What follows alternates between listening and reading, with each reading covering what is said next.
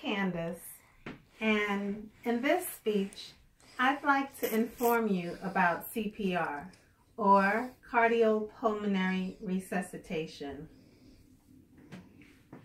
As a paramedic, when we get a cold call for a heart attack, our adrenaline really gets pumping. I'd like to talk to you about steps that you can take as a civilian to perhaps try to save a life. Imagine you're out on a date or out with some friends, and one of your friends starts to feel ill, and before you know it, your friend is unconscious. Would you know what to do? How about if you were at home and you walked into the bathroom and you found your mom or a parent on the floor, or a sibling? What would you do? Well, I'd like to talk to you a bit about that in this speech. No one knows when the heart's going to run into trouble. Now, if your answer is yes, that you do know what to do, kudos to you. And it is my wish that you would share this information with as many people as you can.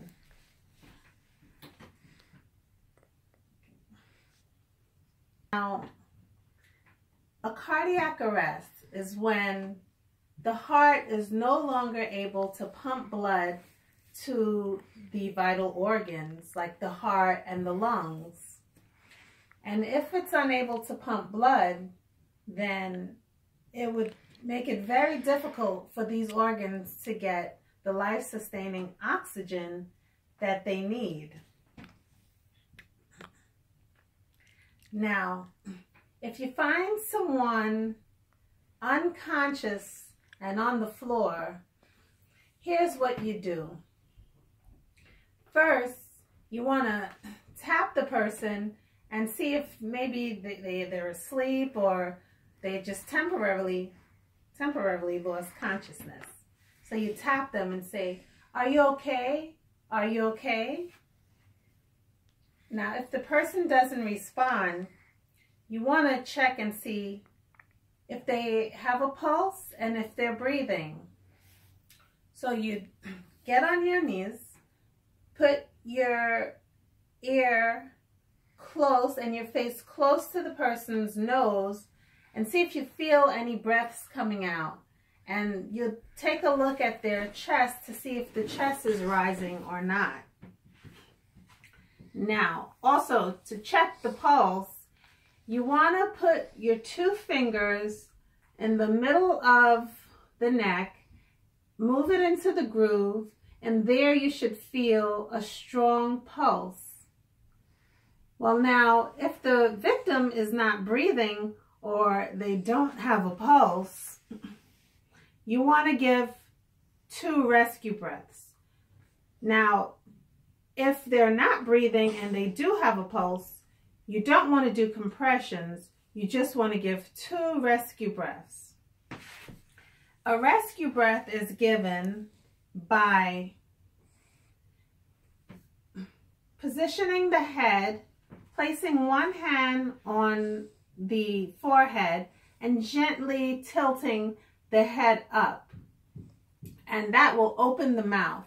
What you want to do is close the nose and place your mouth on the patient's mouth and gently breathe in for 1 second and check to see if the chest rises.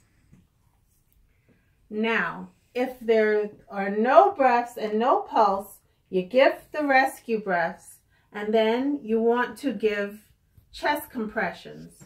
You would interlace your fingers, put this part of your hand on the patient's sternum, and to find that, you want to go from the underarm and go directly to the middle of the chest, and that's where you'd place this part of your hand, interlaced with your other hand, keeping your arms stretched out, not with bent elbows. You want to give compressions fast and deep. Now, you want to avoid bouncy or jerky compressions.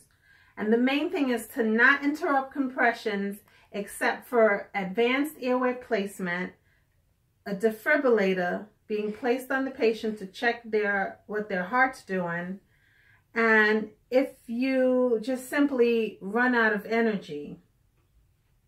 So you want to give 2 breaths and 30 compressions, and you do that until help comes. Now, in conclusion, knowing the right steps to take and maintaining calm can certainly help to save a life. Thank you.